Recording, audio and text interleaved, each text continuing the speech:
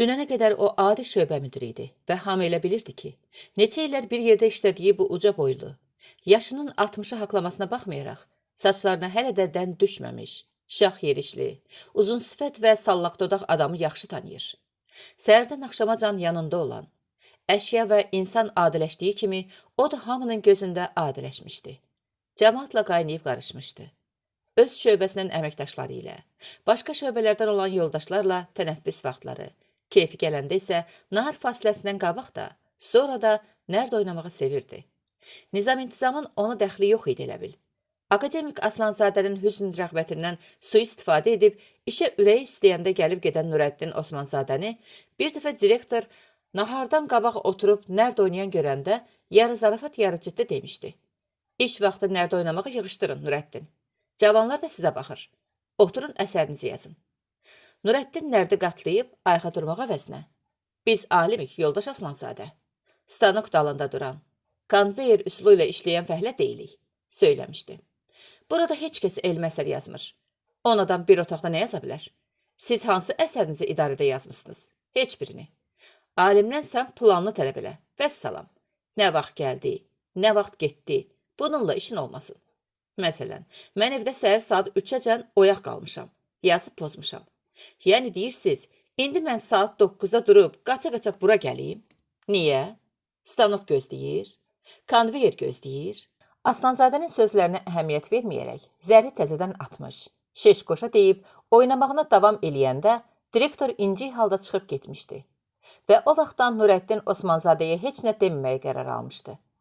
Aslanzadə belə qənaətə gəlmişdi ki, onu danışdırmasan, dindirməsən, daha yaxşıdır. Ölçüb biçmədən söz demək, kiminsə xatirinə dəyməkdən ehtiyat etməmək Nurəddin Osmanzadənin Aslanzadəyə çoxdan məlum olan xasiyyəti idi. Nurəddinin dəftərində böyük-kiçik yeri bilmək sözləri yazılmamışdı. Aslan onu qınamırdı, incimirdi ondan. Çünki Nurəddinin ilk gənclik illəri gözünün qabağında keçmişdi. Onda Aslan Gəncədən təzə gəlmişdi. Sovet küçəsində kirayənişin qalırdı. Tezdən işə gedəndə, onda pedaqoji institutda dərs deyirdi. Axşamlar evə dönəndə məhəllə cavanlarının bir tinə yığışıb söhbət elədiklərini, top-top oynadıqlarını görürdü. Onların arasında uca boylu, qonurgöz bir oğlan da vardı ki, qonşulardan eşitdiyinə görə adı Nurəddin idi. Və bu oğlan həmin dəstənin atamanı sayılırdı. O yoldaşlarının hamısından güclü və canlı olduğuna görə uşaqların gözünün odunu almışdı. İpə-sapa yatmayan hər kəsi o çox asanlıqla əzişdirib muma döndərirdi. Hər kəs onun bir sözünü iki eləyə bilmirdi. Və bu təbiətən qəddar uşaq olan Nurəddinə əvəzsiz bir həz verirdi. Onda hələ müharibə başlamamışdı. Dünyanın düz vaxtı idi. Və dünyanın bu düz vaxtında burada, bu məhəllədə kiçik bir dəstə var idi. Və bu dəstənin qazanı örtülü qaynayırdı. Məsələ bunda idi ki, o dəstənin 5-10 nəfər üzvü lovğa, özündən deyən, insafsız və vicdansız Nurəddinin əlindən cəzana gəlmişdi. Onların arasında söyülüb döyülməmiş, təhqir olunmamış bir adam qalmışdısa, o da Nurəddinin özü idi. 41-ci ildə, müharibə başlanmazdan azca əvvəl, məhəllədə həmin kiçik dəstənin içində gözlənilməz bir müharibə başladı. Müharibə deyəndə ki, o yeniyetmələrin hamısı Nurəddinin onlara elədiyi zülmə daha dözməyərək sözü bir yerə qoyub, onu yaxşıca əzişdirmişdi. Və hətta onların ən çəlimsizi, tez-tez anası söylən Səlim adlı oğlan kininin, qəzəbinin çoxluğundan özünü saxlaya bilməyib, Nurəddinin başına daşla vurub yarmışdı. Uşaqların bununla da ürəyi soymamışdı. Onun şalvarını, köynəyini çıxarıb parça-parça eləmiş. Alt toman köynəkdə, qaranlıq dalanda alqanın içində tək qoyub qaçmışdılar. Nurəddin xəstəxanaya düşmüşdü. Yanına gələn anasına, qardaşına heç kəsin adını verməmişdi. Ürəyində, onlarla özüm haqq hesab çəkəcəm, demişdi. Xəstəxanada 2 aydan çox yatmışdı. Deyilənə görə beyni tərpərinmiş. Bu arada müharibə başlamışdı. Nurəddin xəstəxanadan çıxıb evə dönəndə məhəllədəki cavanlardan heç birini görə bilməmişdi. Hamısı cəbhəyə getmişdi. Onu əskər aparmamışdılar. Çünki əsəbləri pozulmuşdu. Ürək getməsi tapmışdı. Həftədə 2-3 dəfə yanından yel keçən kimi xətrinə bir söz dəyəndə tir-tap yıxılırdı. Ağzı köpüklənirdi. Kimi isə qarasınca yamanca söyürdü. 5-10 dəqiqədən sonra özünə gəlir. Durub üst başının tozunu çırpa-çırpa gedirdi. Bu anasına böyük dərd olmuşdu. Arvad yanıb yaxılırdı. Xəcalət çəkirdi. Kaş balam salamat olaydı. Xalqın uşaqları kimi çıxıb gedəydi fronta. Allah balamı şikəst eləyənin, daha o bilmirdi ki, oğlu çürü ürəyinin qurbanı olub. Çırağını söndürsün. Necə ki söndürdü. Hamısını qızıl güllə qabağına göndərdilər. Meyitləri gəlsin, qara kağızları gəlsin görüm. Və çox qəribə idi ki, həmin məhəllə uşaqlarının hər il ikisinin, üçünün qara kağızı gəlirdi. İçi çalatı, ürəyi intiqam hissi ilə yanıb pörşələnən Nurəddin, keçmiş dostlarının ölüm-itim xəbəri gəldikcə ilan kimi qıvrılırdı. Hayf öldün, canını qurtardın. Yoxsa səni özüm öldürəcəydim, küçük, deyirdi. Müharibədən sonra Nurəddin universitetə girmişdi. Yarı zarafat, yarı gerçək oranı bitirmişdi. Xəstəliyi tamam keçməmişdi. Ona görə müəllimlərin, tələbələrin yazdığı gələ-gələ birtəhər 5 ili başa vurmuşdu. Kimi demişdi, xəstə adamdır, baş qoşmayın. Kimi demişdi, dəlidir, fikir verməyin. Qurtarandan sonra o akademiyaya gəldi. Çünki onu dərs deməyə, sinifə buraxmaq olmazdı. Yenə elmi iş yaxşıdır, qələmdir, kağızdır, kitabdır. O bunlarla da durub dava eləməyəcəkdi ki, söyməyəcəkdi ki, deyə düşünən anasının çox xahiş minnətindən sonra onu elmi tədqiqat institutuna götürmüşlər və beləliklə o elm yoluna düşmüşdü. Anası oğlunun xasiyyətinin, mərəzinin bəlkə evlənəndən sonra dəyişəcəyini fikirləşib, bənna ərindən qalan bir-iki qiymətli üzüyü, sırğanı satıb onu evləndirmişdi. Özünün uzaq qohumunun qızı olan çox ağıllı, mehriban gəlindən, Samirədən xahiş eləmişdi ki, onu incitməsin. Nə desə, bəli, baş üstə desin. Çünki uşaq biraz əsəbidir. Sarı xanımın və Nurəddinin özünün bəxtindən gəlin əsl insan çıxmışdı. Qızıl parçası çıxmışdı. Nurəddinin bir sözünü iki eləməmişdi. Əsəbləşəndə, coşanda, hər şeyi unudanda Samirə xanım kəlmə belə kəsməmiş. Qaşqabağını sallayıb, üz-gözünü turşutmamışdı. Sarı xanıma 2 qəşəng, ağıllı nəvə bəxş eləmişdi. Arvad nəvələrini sevə-sevə böyütmüş. Sağlamlıqlarını həmişə nəzarət altında saxlamış. Onlarda heç bir əsəblik əlaməti görməyərək özünü çox xoşbəxt hiss eləmişdi.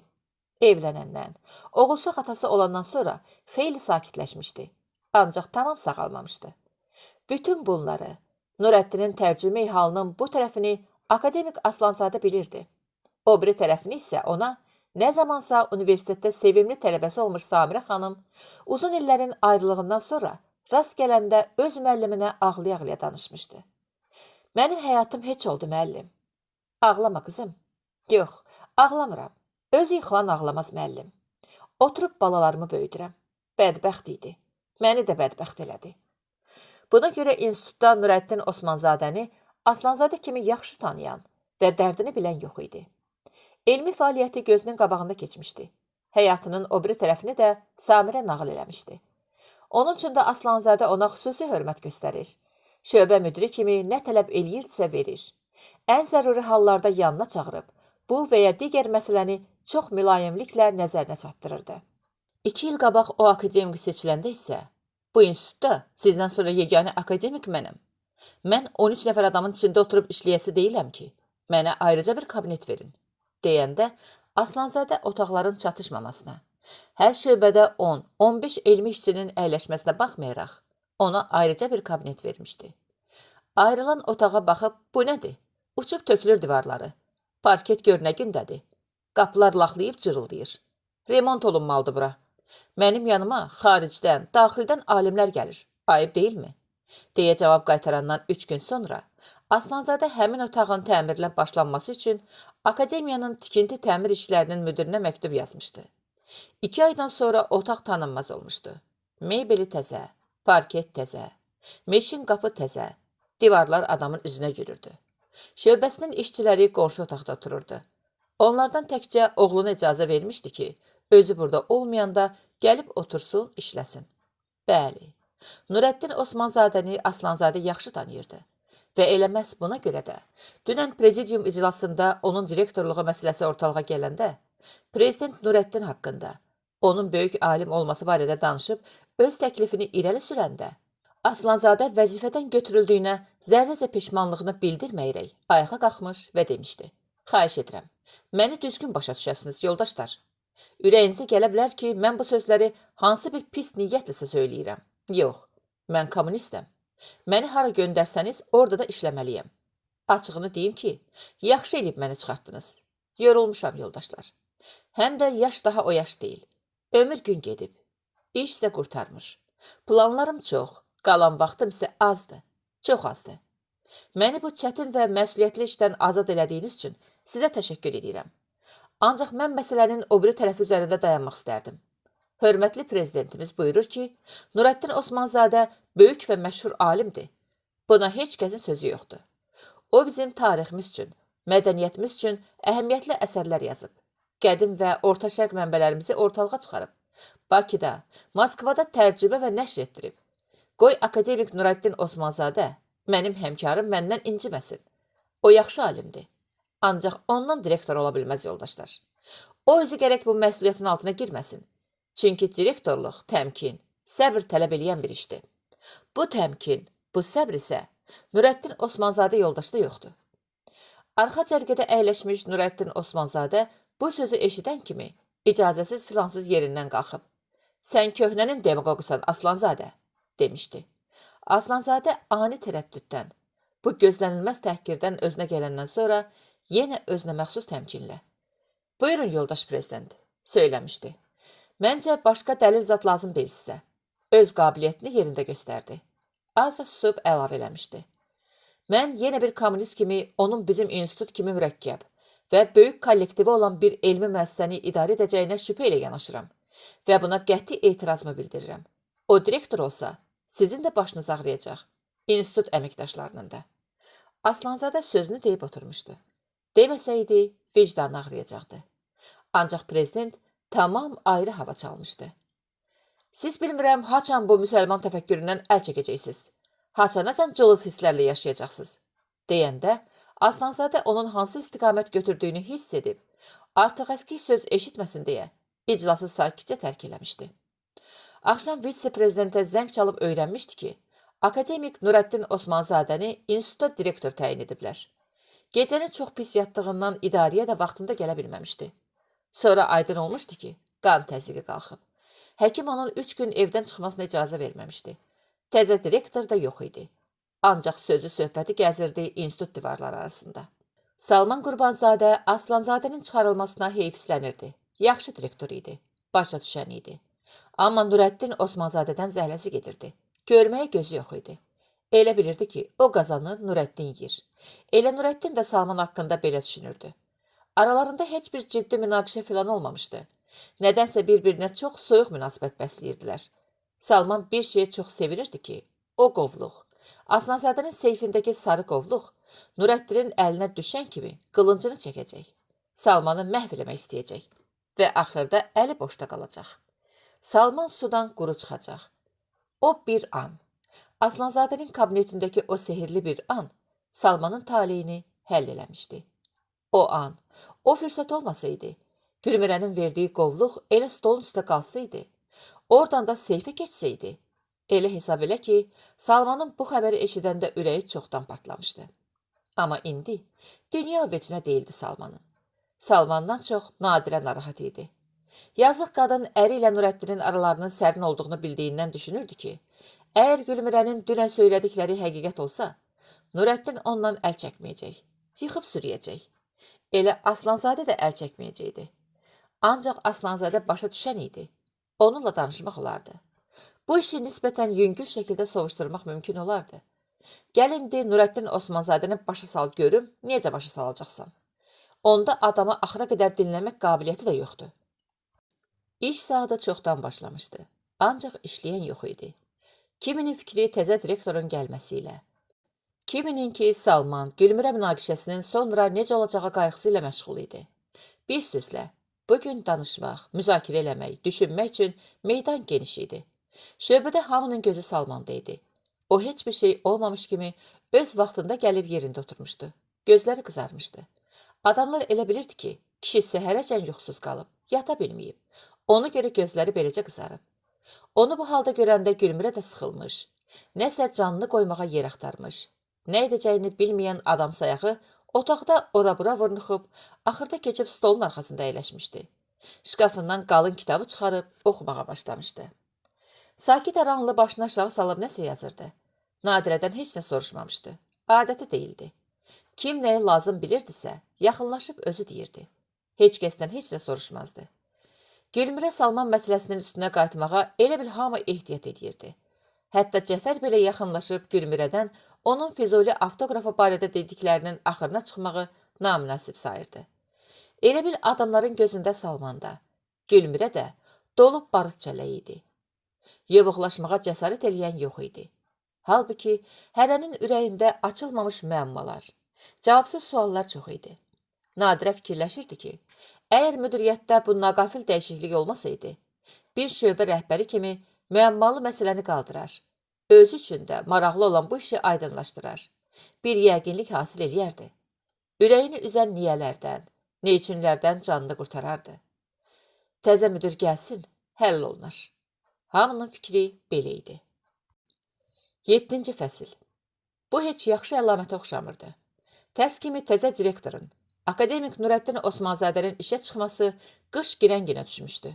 Təkcə cavanların yox, heç qocaların da yadına gəlmirdi ki, Bakıda dekabrın 21-də ağ gözlü, buz nəfəsli qış daxil olan gün bu qədər qar yağmış olsun. Uzun-uzun illər idi ki, həmin axşam, payızla qışın ani olaraq qovuşub ayrıldığı vaxt hava soyuyardı. Şaxta ayaz artardı. Göylərdə parlayan iri-iri, ağ-ağ ulduzların nəfəsindən torpağa qırov ələnərdi. Ancaq qar yağmazdı. Bu gecə isə nə qədər qəribə olsa da yağmışdı. Yumşaq, qalın, ağlığı ilə adamın gözünün şoxunu aparan qar. Trolleybuslarda, avtobuslarda, taksilərdə, öz şəxsi maşınlarında işə gələn alimlər, elmi işçilər, laborantlar hələ bugün qar yağmasına pis məna vermirdilər. Çünki təzə direktorun məhz bugün, bu qarlı çovğunlu gündə işə çıxacağını heç kəs gözləmirdi. Lakin saat 9-da, onun yarısında hamı instituta toplaşıb öz iş stollarının arxasına keçəndən az sonra, şərqiyyə şöbələrin qapısını bir-bir açıb adamları iclas salonuna dəvət eləyəndə qayğılı-qayğılı gülümsündü və təzə direktorumuzu təqdim edəcəklər, söylədi. Su sobaları pis yanırdı. Otaqları demək olar ki, qızdırmırdı. İnstitutun şimala baxan hündür pəncərələrinin çərçivələri arasından sazaq qarışıq xəzrinin daşa divara dəyib öləzimiş nəfəsi içəri dolub, narıncı pərdələri asta-asta tərpədirdi. Adamlar uzun zala toplaşmışdı. Bura cənub tərəfdə yerləşdiyindən isti idi. Külək tutmurdu. İşıqlı idi zal. Stullar çatışmırdı deyə çox adam, xüsusən cavanlar arxada ayaq üstə dayanmışdı. Deyən gülən kim, fikir dəryasına qərq olan kim. Səsküydən qulaq tutulurdu. Yuxarı başda, uzun mizin arxasında 3-4 stul qoyulmuşdu. Pəncərənin ağzında qəhvə rəngi bozarmaq üzrə olan hündür tribuna vardı. Bu tribuna çoxdan burada idi və uzun illər boyu cavanlı qocalı çox alim ona sinəsini söykəyib namizədlik, doktorluq dissertasiyaları müdafiə eləmişdi, məruzə və çıxış eləmişdi. Yaddaşı olsaydı, qəribə hekayətlər danışa bilərdi. Hayif ki taxtı idi. Hayif ki yaddaşı yox idi. Ancaq adamların yaddaşı vardı.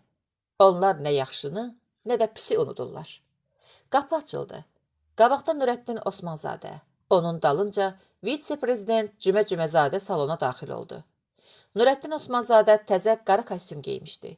Üzü həmişə olduğu kimi təmiz qırxılmışdı. Sifətində, gözlərində indiyəcən kimsənin görüb sezmədiyi bir sevinç qığılcımının nuru gəzirdi. Oturmadı. Çəkilib pəncərənin qabağında dayandı. Pencəyinin açıq yaxasını yana eləyib, sol əlini belinə qoydu və zala göz gəzdirdi. Qabaq cərgədə Salman Qurbanzadə, Nadirə, İltifat, Sarışın, Fazilə, Cəfər kişi əyləşmişdilər. Sakit aranlı ikinci cərgədə idi. Oğlu Mürşid lap arxada, ayaq üstə duranların arasında idi. Salonda kimisə baxışları ilə axtarırdı. Kimi? Hamı bunu hiss edirdi. Ancaq kimi aradığını heç kəs kəstirə bilmirdi. Üzünü direktor mavini intiqama tutub, bəs yoldaş Aslanzadə xanı deyəndə cəmaata aydın oldu ki, Aslanzadə burada yoxdur. Arıq, həmişə səliqə ilə geyinməyi xoşlayan, qaynar baxışlı intiqam elə yerindəcə cavab verdi. Gəlməyib. Niyə gəlməyib? Keşişlikdən çıxıb, ermənilikdən ki çıxmayıb. Zəng eləmişdi ki, qan təzyiqi qalxıb, bülleteni var. Nurəddin Osmanzadə alt dodağını dişləri arasına alıb, yüngülcə sıxdı və nə üçünsə qımışdı. Sonra ortalıqda dayanmış vitse-prezidentə baxıb astadan nəsə pıçıldadı. Cümə-Cüməzadə Çox az gəlib getdiyi, demək olar ki, tanımadığı kollektivə üzünü tutub, boğazını arıtlayandan sonra. Əziz yoldaşlar, Prezidiumun qərarı ilə Akademik Nurəddin Osmanzadə sizin instituta direktor təyin edilmişdi. Mən hörmətli akademiki sizə təqdim edərkən, onun haqqında ətraflı danışmayacağım. Çünki o sizin kollektivin üzvüdür. Hamınız onu yaxşı tanıyırsınız. O görkəmli bir alim kimi elmi ictimaiyyətin dərin hörmətini qazanmış. Az müddətdə nəşr etdiyi kitabları ilə təkcə bizdə yox, xaricdə də tanınmışdı. Biz belə düşünürük ki, sizin institut akademiyanın digər institutları arasında müstəsna yeri, mövqeyi olan siyasi əhəmiyyətli bir elm ocağıdır. Ona görə də bu institutun hər cəhətdən qüvvətlənməsi, kadrların yüksək səviyyədə yetişməsi üçün əlimizdən gələn köməyə əsirgəmirik. Biz inanırıq. Şəxsən hörmətli prezidentimiz də bu fikirdədir. Akademik Nurəddin Osmanzadə yoldaşın öz qabiliyyəti və istedadı sayəsində sizin institut elm aləmində daha yüksək zirvələr fəth edəcəkdir. Əl-ələ verin, işləyin. Sizə uğurlar diliyirik. Öz kollektivindir, Nurəddin Cəlloviç, deyə o, sözünü sona getirib, gülümsünə-gülümsünə ona baxdı. Bu sən, bu da kollektiv. Sonra cümə-cüməzadə yana çönüb iri, köpbuş əlini Nurəddin Cəlloviçə tərəf uzatdı və onu təbrik elədi. Nəysə deyib zalı tərk elədi. Təzə direktor əli belində tribunaya sarı gəldi. Sağ dirsəyini tribunanın qırağına söykədikdən sonra sakit-sakit danışmağa başladı. Belədir, yoldaşlar. Mən çox danışmayacağım. Məni cümə-cüməzadə yoldaşın dediyi kimi bu instituta direktor qoyublar. Və mən bu işin məsuliyyətini hamıdan çox dərk edirəm. Açıq demək lazımdır ki, institutda işlər bərbad haldadır. İnstitut dağılmaq üzrədir. 20 neçə ildir bu institut yaradılıb. Ancaq fərli başlı 5 adamın qabağına çıxarmağa layiq nə alimimiz yetişib, nə əsərimiz var. Əsərlərimiz xırdalandan o yana çıxa bilmir. Çünki səviyyəsi yoxdur. Daha doğrusu aşağıdır. Akademik Aslanzadə heyif ki, özü burada yoxdur. Hörmətli alim olsa da, kəsərsiz adamdır. Həddən artıq yumşaqdır. Tələbkar deyil. Cəmaat da müsəlmançılığa salıb, hərə öz keyfindədir. İşləyən, həqiqi elmlə məşğul olan yox dərəcəsindədir. İndiyə qədər necə işləmisiniz, bilmirəm. Bundan sonra mən sizdən iş tələb eləyəcəm. Heç kəs məndən inciməsin. İşləməyinə bu institutda yer olmayacaq. Adamımız çoxdur, alimimiz azdır. Halbuki dövlətdən siz hər ay filan qədər maaş alırsınız. Bir çox adamlar var ki, pensiya vaxtı çoxdan çatıb.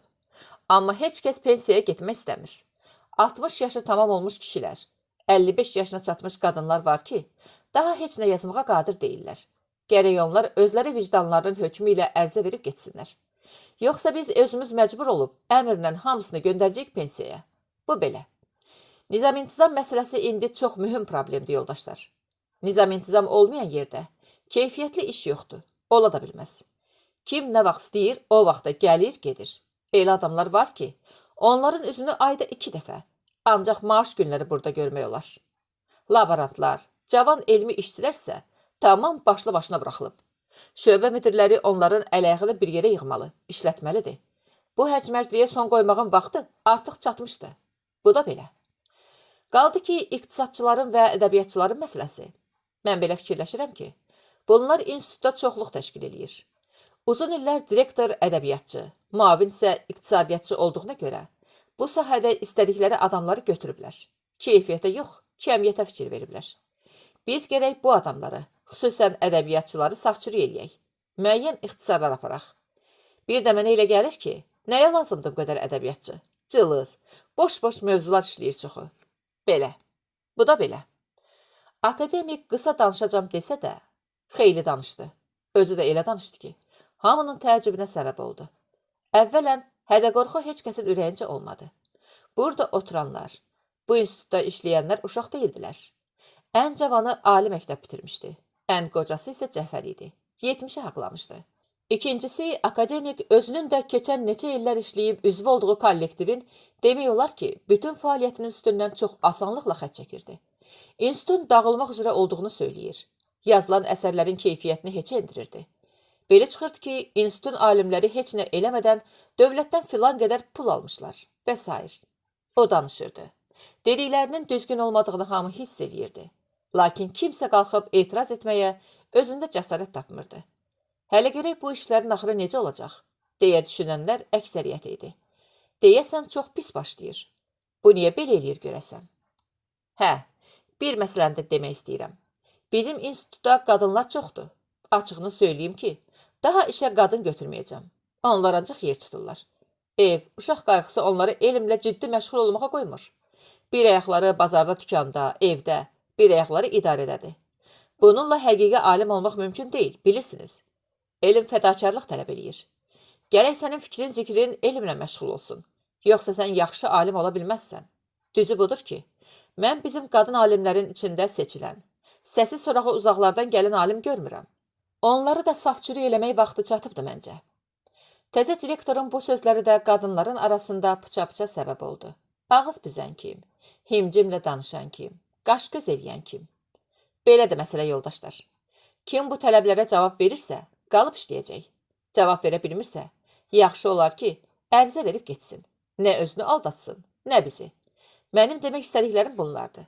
Kimin nə sözü varsa buyura bilər. Deyərək tribunanın qabağından çəkildi. Uzun stolun arxasında gəzinə-gəzinə salona nəzər saldı. Zaldan 150 cüt göz ona zillənmişdi. Sükut intizar anları içində ərimək bilmirdi. Hə, danışmaq istəyən yoxdursa, dedi akademik Nurəddin Osmanzadə və son dəfə cərgələrə göz gəzdirdi. Bu zaman sarışının yanında oturub iri, arıq əllərini stolun üstünə qoymuş dombagöz ayağa qalxdı. Üzündə qəribə bir təbəssüm vardı. Baxışlarını direktordan çəkməyərək gülümsünə. Mənə söz verin, söylədi və onun cavabını gözləmədən irəli çıxdı.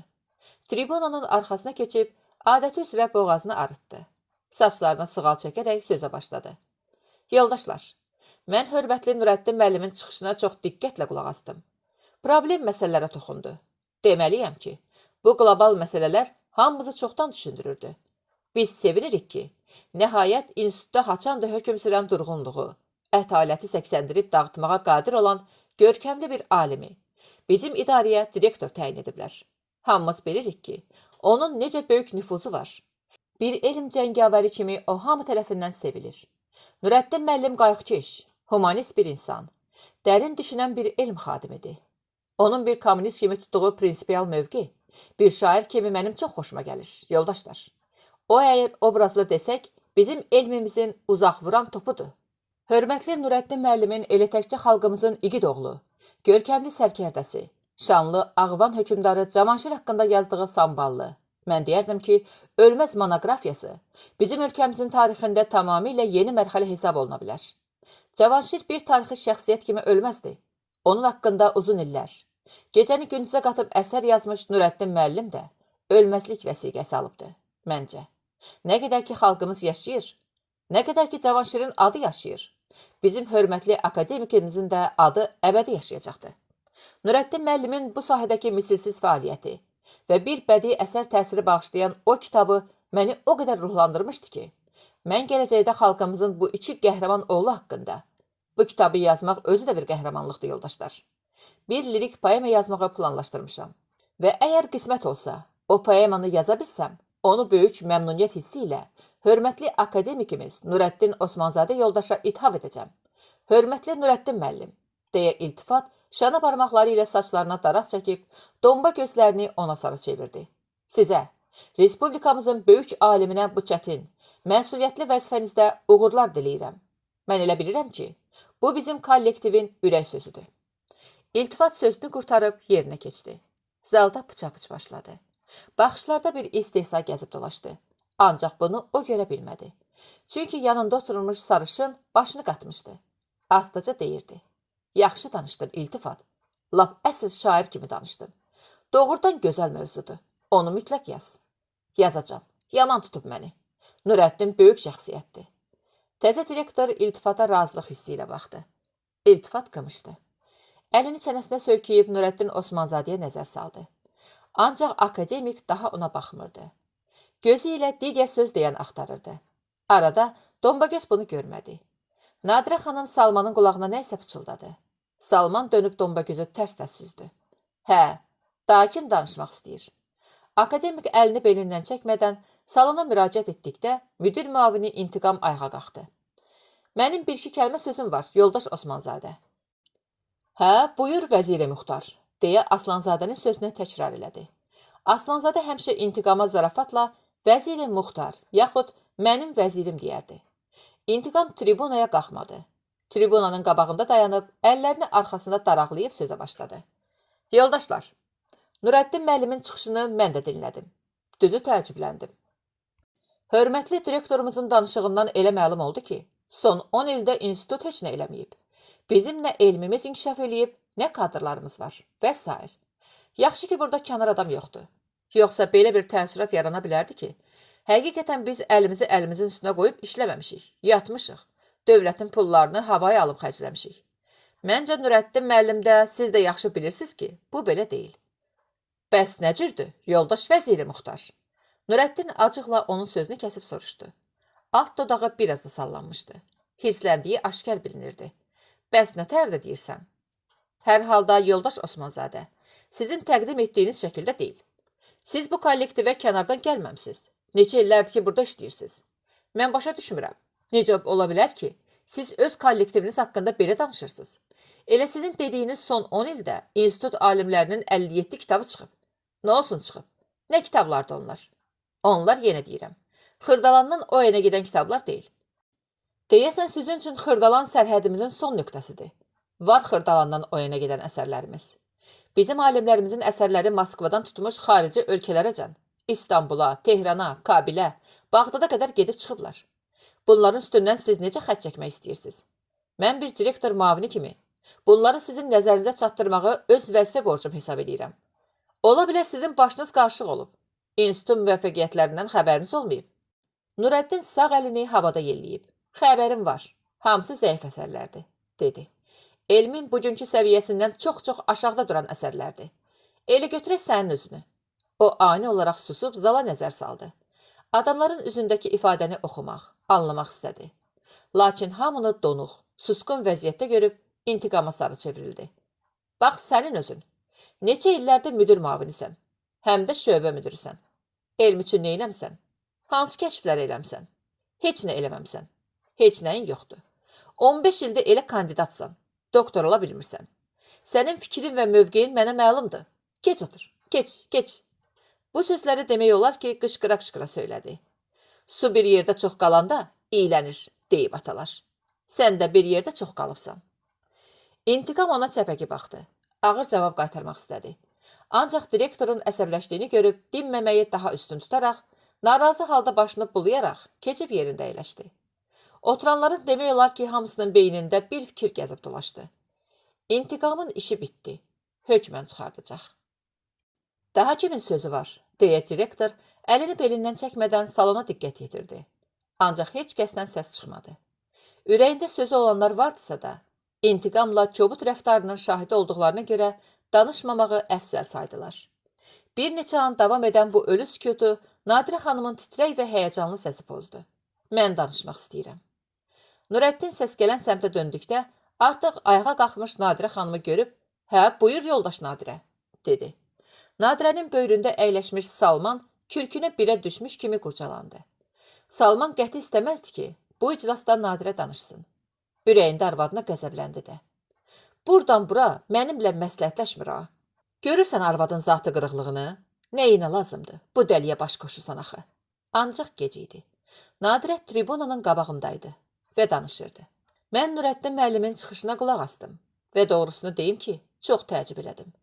İntiqam yoldaş yaxşı dedi ki, illər boyu institut alimlərinin çəkdiyi zəhməti heçə indirmək meyli mənə çox qəribə göründü. Xüsusilə filoloqlar haqqında söylədikləriniz, Nurəddin müəllim. Nadirə xanım təzə direktora müraciət elədi. Heç bir məntiqə uyuşmur. Acığınıza gəlməsin. Bu sözləri oxumamış, elimdən başı çıxmayan bir adamın dilindən eşitsəydim, təəccüblənməzdim. Ancaq akademik deyəndə bu sözləri, mən sizi başa düşmürəm, yoldaş Osmanzadə. Necə yəni ədəbiyyat boş şeydir, ədəbiyyatşünaslıq elm deyil. Ədəbiyyat sənin xalqının dünənini, bugününü, onun düşüncəsini, təfəkkürünü öz sinəsinə həkk edib gələcək nəsillərə çatdıran bir sənət növüdür. Xalqın, dünyanın gələcəyindən xəbər verən bir antenadır. Ədəbiyyat olmasaydı, Nadirə xanım, Nurəddin onun sözünü kəsdi. Siz burada bizə yoxsa ədəbiyyatdan dərs demək fikrindəsiz. Burada oturanlar uşaq deyil və heç kəsin sizin vəzzariyyatınıza ehtiyacı yoxdur. Belə görünür var, yoldaş Osmanzadə. Belə görünür bəzi yoldaşların. Hamı bildi ki, Nadirə onun özünü nəzərdə tutur. Belə vəzariyyatlara çox ehtiyacı var. Nadirə əsirdi. Filologiyasız heç bir elm yoxdur. Bütün elmlərə gedən yol ədəbiyyatdan başlayır. O filosof deyil. O tarixçi deyil ki, heç olmasa yarım filoloq olmasın. Mən, Nadirə xanım, biz bura dərs dinləməyə gəlməmişik. Biz burada çox ciddi məsələlər müzakirə etməyə toplaşmışıq. Siz yaxşı olardı ki, öz şöbənizin işindən danışın. Heç olmasa, Nurəddin baxışları ilə Salmanı axtarıb tapdı. Şöbənizin əməkdaşı Salman Qurbanzadənin qəhrəmanlığından danışın. Deyin görək nə tər olub ki, o başqasının əsərini götürüb öz adına çap etdirib. Belə məsələlərdən danışın. Nadirə sustu. Özünü itirdi. Nə deyəcəyini kəstirə bilmədi. Nurəddindən çox Salmana qəlbində dərin nifrət duydu və ərinə qəzəb hissi ilə baxdı. Bu zaman Salman ayağa qalxıb elə yerindən. O məsələnin yeri deyil, yoldaş direktor, söylədi. Necə yeri deyil? Lap yaxşı yeridir. Bu məsələyə mən lazımı yerində cavab verəcəm, burada yox. Yoxsa cəmaatdan utanırsan Salman? Əməllərinə görə utanırsan, yoxsa alim, oğru, dəhşət. Mən xahiş edirəm, danışığınızın həddini bilin. Məni təhqir etməyə sizin haqqınız yoxdur. Siz eşidibsiniz, ancaq işin mahiyyətindən əsla xəbəriniz yoxdur. Ona görə də hökm verməyə hələ tələsməyin. Əsər Aslanzadənin seyfindədir. O kişi gələr, komissiya təşkil edərsiniz. Açarsınız, baxarsınız. Sonra danışarıq. Direktor sağ əlini havada yellətdi. Otur yerində söylədi işarə ilə və baxışları ilə axtarıb gülmürəni tapdı. Ay qız, bu məsələni eşitdiyimə görə sən qaldırmısan. Dur ayağa görüm. Nurəddinin səsi qətiyyətli idi.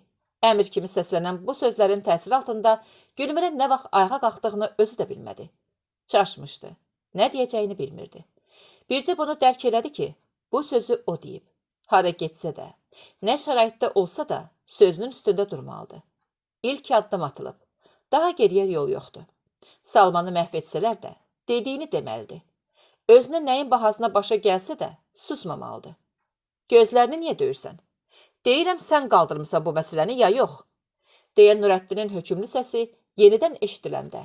Gülmürə həyəcandan dili topuq çala-çala. Bəli, mən qaldırmışam, söylədi.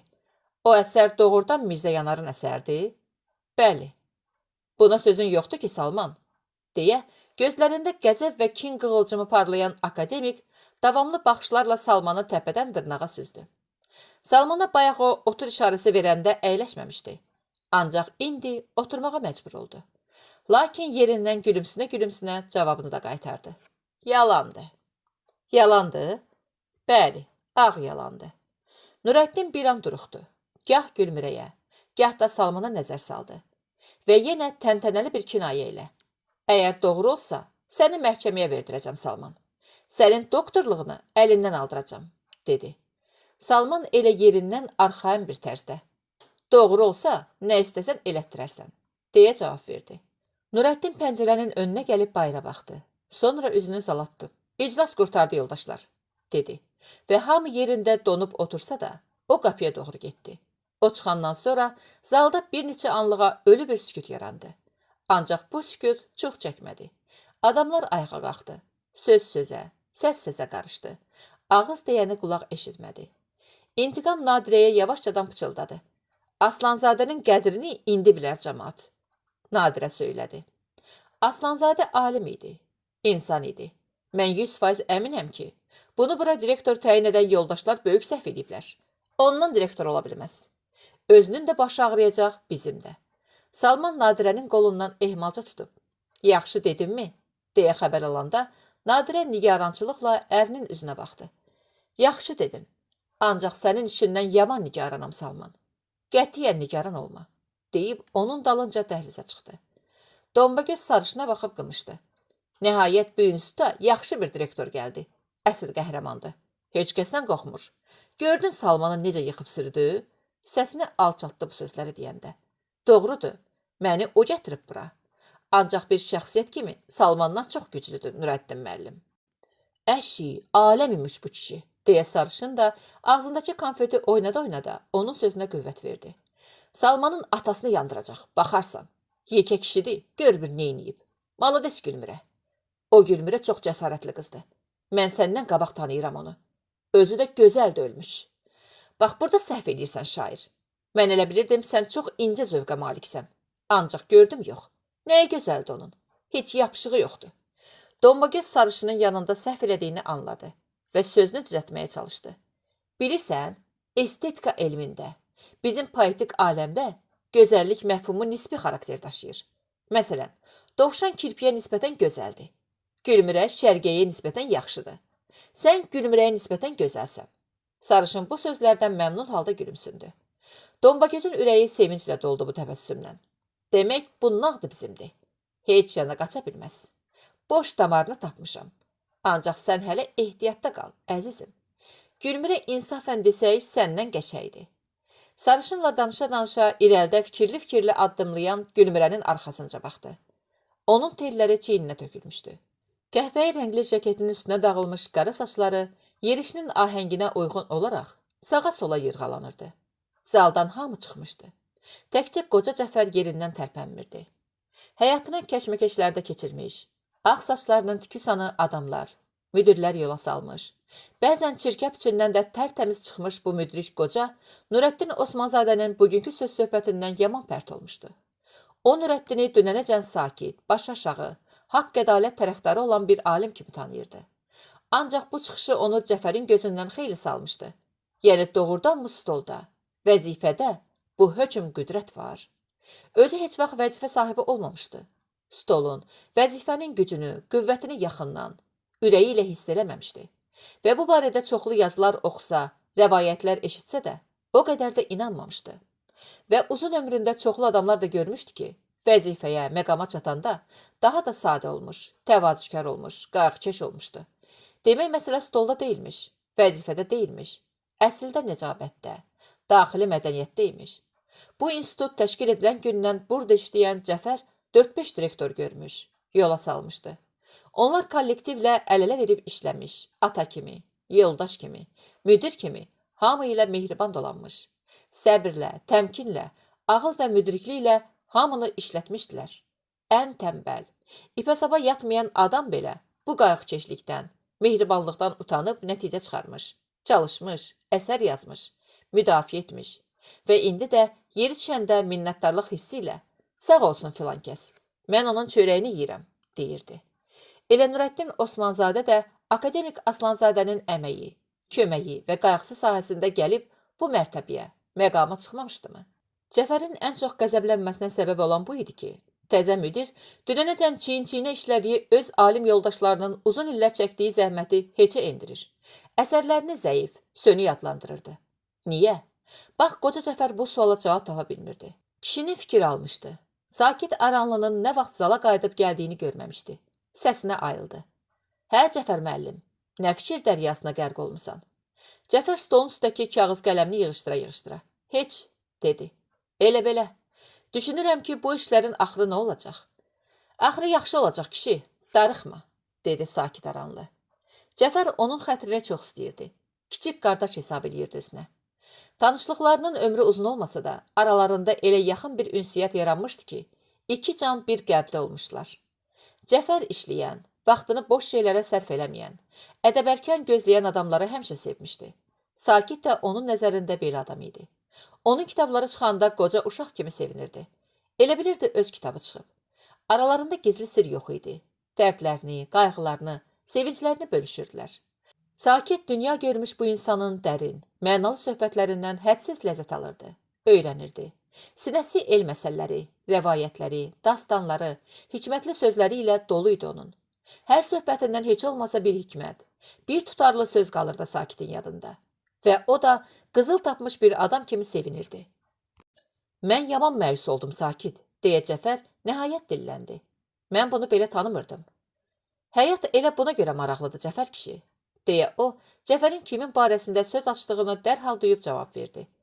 Elə buna görə maraqlıdır həyat kişi, yoxsa yaşamaq çox maraqsız olardı.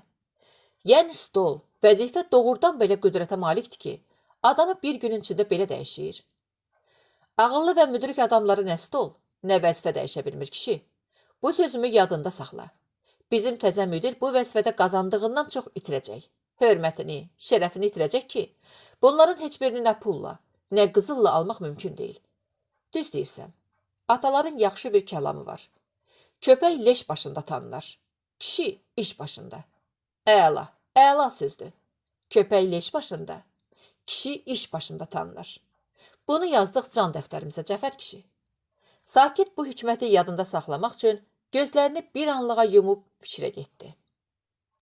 8-ci fəsil. Sahibə qapını astaca taqqıllatdı. Ancaq içərdən səs gəlmədi. 2 gün idi, Gülmürə gözünə dəymirdi. Əvvəl elə düşünmüşdü ki, istirahət günlərdə onun. Yəqin dincəlir, ya da oturub işləyir. Ancaq bugün, biraz bundan qabaq Marşa xaladan soruşanda, qarı onun xəstələndiyini söyləmiş və bu xəbərdən sahibə çox narahat olmuşdu. Tez öz otağına qayıdaraq, divanda uzanıb kitab oxuyan Mir sahibə Gülmürənin keyfsizləndiyini deyəndə o, əcəb bacısan, buradan bura heç xəbər tutmursan qızdan, demişdi. Git, baş çək, tək qadındır, bəlkə bir şeyə da ehtiyacı var. Mən nə bilirim, elə bilirəm dincəlir, işləyir, deyə sahibə dodaqaltı mızıldanmış və çarpayının başındakı örpəyi götürüb çiyninə salaraq otaqdan çıxmışdı. İçərdən səs gəlmədiyini görüncə qapını ehmalca təliyib açdı və evə girdi. Gündüz olmağına baxmayaraq işıq yanırdı. Gülmürə pəncərənin ağzında qoyulmuş çarpayısında arxası üstə uzanıb kitab oxuyurdu. Sahibəni görən kimi kitabı sinəsinin üstünə qoyub başını ona sarı çevirdi. Olmasın azar, ay bacı, dedi sahibə və yaxın gəlib Gülmürənin ağ alnından öpdü və dərhal, vay, can bacı, qızdırma içində yanırsan ki, söylədi. Sənə nə oldu birdən-birə? Soyuqlamışam deyəsən. Gülmürənin səsi zəif və taqətsiz idi. Bəs buradan bura niyə xəbər eləmirsən, ay bacı? Mən də deyirəm, görəsən, yüngül şeydir, keçib gedər, narahat olma. Bir şey yemisən, ya elə açsız yatıbsan? Yemişəm, Marşa xala borş pişirmişdi, bir qap yemişəm. Sahibə çarpayının qırağında oturdu. Xırda, ağ əlini əlinin içinə alıb. Nə dərman atıbsan, deyə soruşdu. Sülfadimizin atıram, həkimə zada ehtiyac yoxdur, səhər duracam. O astaca öskürdükcə sahibə dedi. Soyuqlayıbsan, səsin gərləşib. Bacın sənin kürəyinə indi banka salar, bütün azar-bezarın gedər. Gülmürə gülümsündü. Yaxşı banka qoya bilirsən? O, necə? Bu sözü dedi. Lakin o dəqiqədə birdən-birə tutuldu. Sahibənin solğun üzündə bir kədər ifadəsi gəzib dolaşdı. İri, ala gözləri yol çəkməyə başladı. Onda əmələ gələn bu dəyişikliyi Gülmürə dərhal hiss elədi. Sənə nə oldu bacı? Heç, söylədi çaşqın-çaşqın. Və adi bir şey üstə yadına düşən o dəhşətli hadisəni Gülmürəyə danışıb onu da kədərləndirəcəyindən qorxdu. Eyni zamanda az vaxt ərzində isinişib bacı kimi xətrini istədiyi Gülmürəyə heç deməyindən də utandı. Yox, bu heç deyildi. Bu onun həyatının, bədbəxtliyinin qəmli tarixçəsi idi. Əvvəl-axır danışacaqdı. Ancaq indi istəmirdi. Gülmürə onu çox sevirdi. Halı pərişan olacaqdı. Nə fikirləşdisə, yox bacı, elə deməyimə baxma. Mən banka sala bilmirəm. Yaxşısı budur ki, kamfora ilə bədənini əməlli başlı ovxalayaram. Olarsan anadan gəlmə, dedi və söhbəti dəyişmək üçün yorğanın üstündəki kitaba işarə eləyərək, nə oxuyursan, deyə xəbər aldı. Sakit Aranlının təzə roman çıxıb, onu oxuyuram.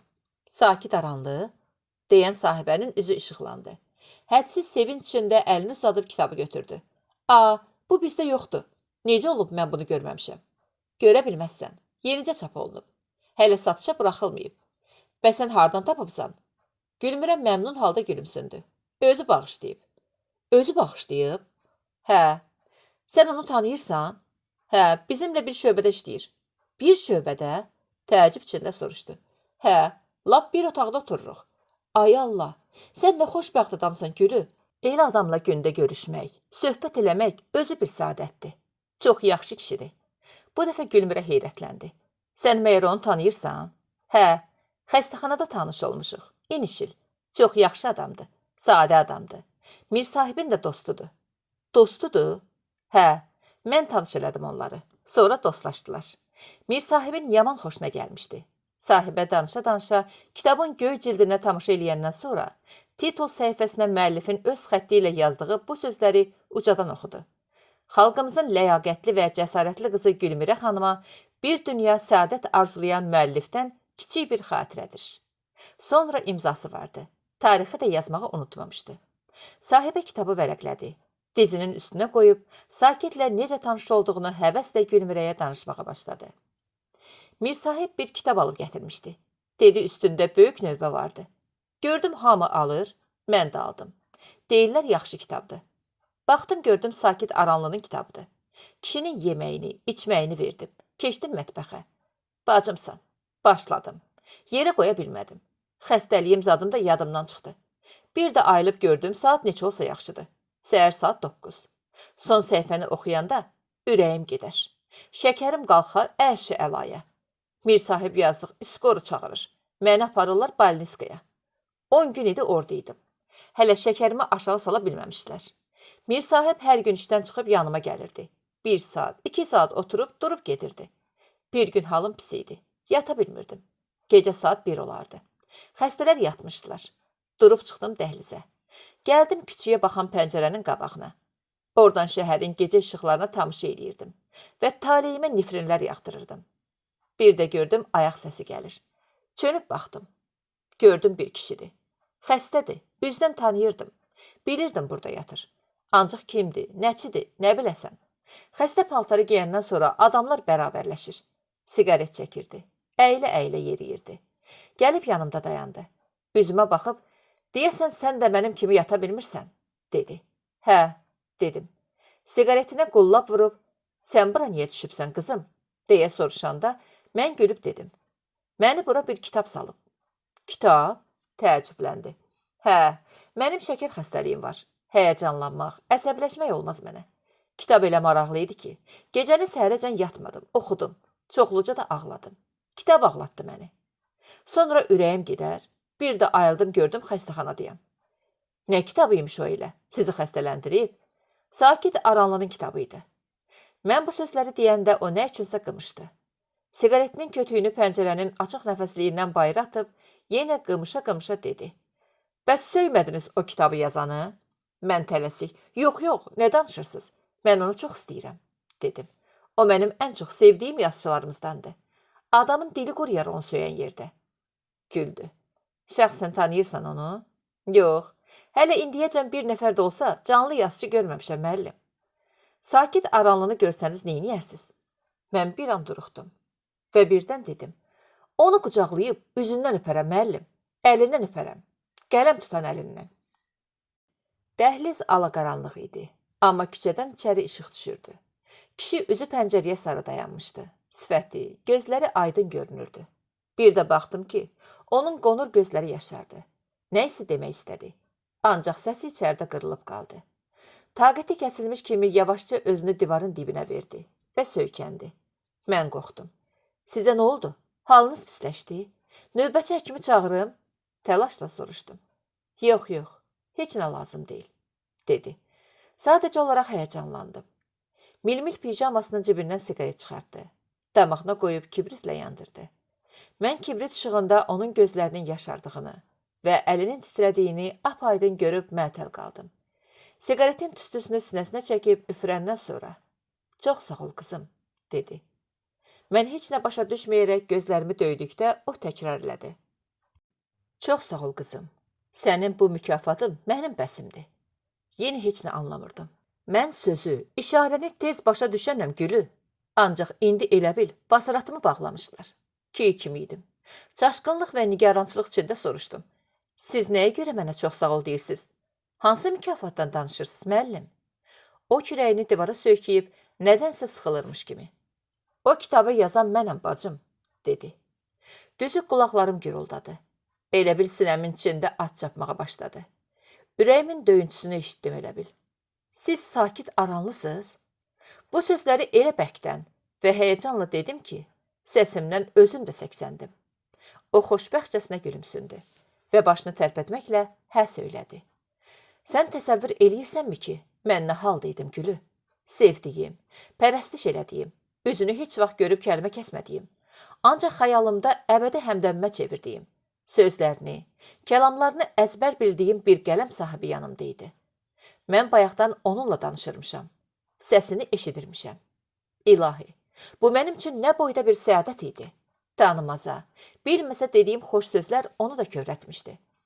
Mən onun gözünün yaşarmasının, titrək səslə Bu mənim üçün ən böyük mükafatdır deməsinin mənasını sonralar daha dərindən anladım və özümdən çox razı qaldım. Mən demişdim, ona rast gəlsəm, bağrıma basıb üzündən öpərəm, əlindən öpərəm, qələm tutan əlindən. Bu sözlər ona ləzzət eləmişdi görünür. Mən həssas bir oxucu kimi qəlbimdəkini söyləmişdim və əgər o an mənim sevimli yazçım, bax, o dediyin oğlan mənəm, öp üzümdən, öp əlimdən, deyə üzünü mənə tərəf əysəydi, əlini mənə sarı uzatsaydı, kim bilir, bəlkə də tərəddüd edərdim, öpməzdim. Nə bilim, bəlkə də kim bilir, öpərdim. Ancaq o mənim ona bəslədiyim bu məsum məhəbbətdən, minnətdarlıqdan sui-istifadə edən adama oxşamırdı. O elə adam ola bilməzdi. Buna onun ürəyi gəlməzdi. Bunu da sənə deyim ki, o gecə mənim həyatımda unudulmaz gecələrdən biri olduğu kimi, onun da ömrünün yaddan çıxmaz bir gecəsi idi. O qədər sevinmişdi, xoşhal olmuşdu ki, ağrılarını da unutmuşdu. Az sonraki söhbətindən öyrənmişdim ki, mədəsi xəstəymiş. 12 barmaq bağırsağında çat əmələ gəlibmiş və neçə il imiş dəhşətli ağrılara dözə-dözə yaşayırmış. Xəstəxananın görkəmli cərrahı, cavan, istedadlı həkim Kamil Məmmədov söz vermişdi ki, kəsəcək, sağaldacaq və o indi hələ cərrahiyyə əməliyyatına dözmək, bıçaq altından salamat çıxmaq üçün dava dərmanla bədənini möhkəmləndirirdi. O gecə çox şeydən danışdıq. Kitablarında məni maraqlandıran suallarıma cavab aldım. Sevindim, rahatlandım. Sonra o mənimlə maraqlandı. Yaxşı, sən cavan qızsan. Necə olub bu şəkər xəstəliyi səni tutub, sahibə xanım? Deyə soruşduqda, mən bu xəstəliyə 9 yaşındaykən mübtəla olmuşam, Sakit müəllim, söylədim. 9 yaşında? Heyrətlə içini çəkdi. Bəli, maraqlıdır. O fikrə getdi. Siqaretini sümürdü. Qəribə idi. Mənə nədənsə elə gəldi ki, o mənə çox yaxın adam oldu birdən-birə. Məhrəmləşdi. Sandım ki, məni çoxdan, lap çoxdan tanıyır. Mən də gözümü açıb onu görmüşəm. Dostuq. Aramızda 25-30 il fərq olmasına baxmayaraq, biz lap yaxın adamlarıq. Bir böyük kimi, əziz insan kimi ona hər şeyi, ən gizli sirləri də etibar edib danışmaq olar. Və mən heç özüm də bilmədim ki, nə vaxt öz dərdli həyatımı ona nağıl eləmişəm. Hər şey bankadan başladı, müəllim, dedim. Necə yəni bankadan? Mənim 6 yaşım tamam olandan az sonra anam bu dünyadan köçdü. Evdə atam və özümdən 10 yaş böyük qardaşım qaldı. İlk aylar çox istədiyim anamın kürlüyünü elədim, ağladım, sıtqadım. Ancaq anam qayıtmadı. Sən demə, bu yol elə bir yolmuş ki, gedən geri qayıtmırmış. Bu acı həqiqəti dərk eləyəndən sonra gözümü darvazadan çəkdim. O vaxt hələ anlamadığım talih deyilən şeylə barışıb oturdum. Ev işlərinin çoxu mənim boynuma düşdü. Qardaşım məktəbə gedirdi. Atam neft mədənlərində işləyirdi. Səhər çıxıb axşam qayıdırdı. Çay qoymaq, süfrə salıb yığışdırmaq, ev eşiyi silib süpürmək. Bütün bu işləri mən görürdüm. Onda evimiz bilgəhli idi. Ayrıca həyətimiz vardı. Atam boş vaxtlarında öz yeməyimiz üçün göy-göyərti əkərdi. Balaca bağımızda əncirimiz, üzümümüz vardı. Dolanışığımız yaxşı idi. Mən 2-ci sinifə keçəndə atam bir gün axşam evə elə təxminən qardaşım boyda bir oğlanla qayıtdı. Həyətin o başındakı balaca otağımızı ona verdi və bizə dedi, bu oğlan adı Mir sahibdir, burada yaşayacaq, mənim şəhirdimdir. Oğlan başı aşağı, utancaq bir oğlan idi, rayonlu balası idi, İmişlidən gəlmişdi. Səhər atamla bir gedər, axşam da bir yerdə qayıdardı. Atam nədənsə onu çox istəyirdi. Qardaşımdan heç ayırmazdı. Əvvəllər çay çörəyini bizimlə birgə yeyərdi. Yatmağa isə öz hücrəsinə çəkilərdi. Bir gün atam işdən həmişəkindən tez qayıtdı. Gözümə yorğun dəyirdi. Mir sahib işdə idi. Qardaşım məktəbdə. Kişi çox halsız idi. Dedi, qızım, mənə yer sal, xəstələnmişəm. Kürəyimə də banka qoy. Kürəyim nəysə yamanca ağrıyır. Mən o deyən kimi elədim. Atamın çarpayısında yorğanını qaldırıb, kürəyini özü istəyən təki 2,5 kiloluq banka qoydum. Birazdan bankaları çəkdim. Kişi yatmışdı. Heç xəbəri yox idi. Sən demə kişi ilə banka altında keçirilmiş. Sən demə infarkt imiş. Həmin gün atamın öldüyünü biləndə qorxmuşam. Və elə o vaxtdan da o şəkər zəhrimar məni tutub. Bunu sonra həkimlər başa saldı. Ərə getmisən? Hə. Kimdi yoldaşın? Elə həmin oğlan, atamın şəhirdi. Kişi rəhmətə gedəndən az sonra qardaşım evləndi. Mən yetimin müsibətli günləri başlandı. Gəlin Əzazilin biri idi. Hər gün bir şey bəhanə edib məni döyürdü. Qardaşıma da məndən nə deyirdisə, o da döyürdü məni. Bir dəfə axşam ər-arvad məni o ki var kötəklədilər. Mən qışqıra-qışqıra həyətə qaçdım. Bu zaman Mir sahib harayıma çatdı və məni onların əlindən aldı. Öz hücrəsinə gətirdi. Ağzımın burnumun qanını yuyub mənə təsəlli verdi. Və dedi, bir də ora getmə, elə qal burada. Başqa kimsəm, sığınacaq yerim olmadığından Mir sahibin hücrəsinə sığındım. Burada cəmi bir çarpayı vardı. Oğlan mənə verdi o çarpayını. Özü isə döşəmənin üstündə yatırdı. Yeməyim, paltarım da ondan idi. Qardaşım bir-iki dəfə kişiləşib Mir sahiblə davad eləmişdi. Mir sahib ona demişdi, sənin bacın, mənim bacım. Heç fərqi yoxdur. Qoy qalsın burada. Gəlin o uşağı yola vermir. Qoy qalsın. Nəysə qardaşım dinib danışmırdı. Beləliklə, mən 10-cu sinfi bitirənəcən Mir sahibin yanında qaldım. Həqiqətən mənə bacısı kimi baxdı. Tez-tez həkim aparırdı, dava dərman alırdı. Mən həyatımda hələ elə yaxşı adam görməmişəm müəllim. Allah onun ömrünü uzun eləsin. Bəs nə cür oldu evləndiniz? Deyə sakit müəllim məndən soruşdu. 18 yaşım tamam olan günü mənə təzə paltar aldı. Bir dəstə qızılgül gətirdi və utana-utana mənimlə ailə həyatı qurmaq istədiyini bildirdi. Əgər razısansa, mən səni məcbur eləmirəm. Mən bu təklifi qəbul elədim. O isə yeni bir alicənablıq göstərdi. Fəhlə yoldaşlarını yığıb qardaşımın qapısına el adətincə elçi göndərdi. Nişanlandıq. 10 gün sonra toyumuz oldu. Sakit aranlıya mənim bu söhbətim o qədər xoş gəldi ki, sevinç içində var gəlləməyə başladı. Halal olsun oğlana, doğrudan yaxşı insan imiş, dedi. Necə uşağınız var? Mən başımı aşağı saldım. Bu mənim yaralı yerim idi və ömrümün ən böyük niskili idi. Uşağımız yoxdur müəllim. Olmayacaq da. Şəkər. O bu sualı verməyinə peşman oldu və mütəəssir halda bağışla, dedi. Mən onun pərtliyini aradan qaldırmaq üçün zarafata salıb söylədim. Mir sahibə deyirəm, neyinirsən məni? Boşa, uşağım olmur. Özüm də həftə 8, mən 9 xəstəxanalardayam. 8 ildir iş, ev xəstəxana arasında həlak bir yansan. Boşa get bir cavan qız al, oğul uşaq sahibi ol. Deyir, yox, nə danışırsan sahibə? Mən heylə vicdansızlıq eləyə bilmərəm. Kişi elə mənim danışığımdan Mir sahibə vurulmuşdu. Səndən xahiş edirəm. O yanına gələndə məni tanış elə. Qəribə insandır. O da sizi çox istəyir müəllim. Görməzə bilməzə heyrandır sizə mənim kimi. Heç bilirsiniz sizinlə tanış olmağa nə qədər sevinəcək? Nə başını ağrıdım ay bacı. Bir də ayıldıq gördük səhərə az qalır. Xudafizləşib gedib yatdıq. Düzü mən heç çimir də eləyə bilmədim. O gecə elə xoşbəxt idim ki, heç olmayan kimi.